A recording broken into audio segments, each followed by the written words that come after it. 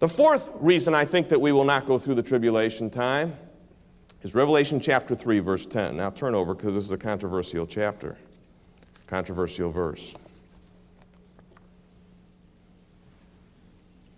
Is it clear so far? Shake your head one way or the other. How many know where we're going here? Okay, we're on point 4 now.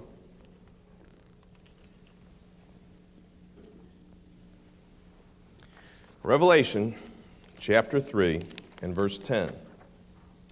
God is speaking through the Apostle John to the church at Philadelphia.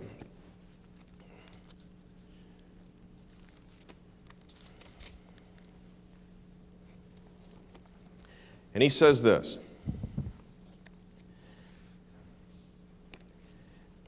because thou hast kept the word of my patience, I also will keep thee from the hour. If you want, let's put some numbers here, okay? This is some place where we can take some notes here. Number 1, I will keep thee from the hour. That's number 1.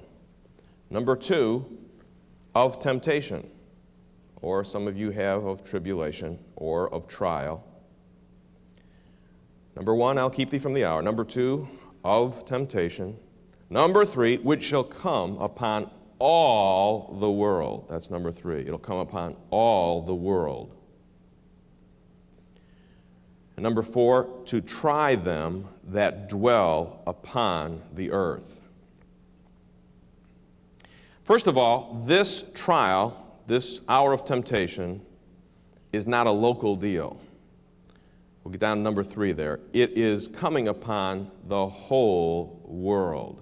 So this applies not only to the church at Philadelphia, but to all the churches and all the world. As Revelation 2:29 says, what the Spirit saith, he saith unto the churches, plural, so all the churches. Now, so it's coming upon the whole world. What is this hour of temptation? What is it? Where did John get the information about it? Well, I believe this is the tribulation time period, and let me just give you a few verses. You can write the verses down, but don't try to get to them. Daniel chapter 12, 1 says, and at that time shall Michael stand up, the great prince, which standeth for the children of thy people, and there shall be a time of trouble, such as never was since there was a nation. Even to that same time, and at that time thy people shall be delivered, every one of them shall be found written in the book. God's going to come back and rescue them.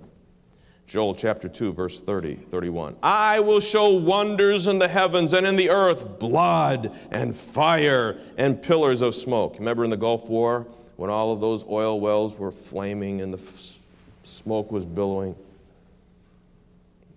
I think it'd be something like that.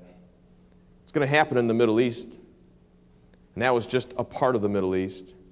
You know, in Saudi Arabia, the reason you can find oil there, basically in some parts underneath the sand, the oil's 2 feet under the sand. If you had enough power, you get a big football player and you take a pipe and he jams it into the sand, oil starts coming up out of that pipe. Think of a bomb hit that area. Think of the oil smoke that could cover the world. The sun shall be turned into darkness, the moon into blood before the great and terrible day of the Lord come. Daniel knew about it. Joel knew about it. The Old Testament prophets talked about it constantly. In Mark, Jesus picked up on it. Mark 13, 19, and 20, for in those days there will be tribulation, such as has not been from the beginning of creation, which God created until this time, nor ever shall be. And unless the Lord had shortened those days, no flesh would be saved. But for the elect's sake, whom he chose, he shortened the days. There's a group in the church that say this applied to Jerusalem. Folks, what happened in Jerusalem was terrible.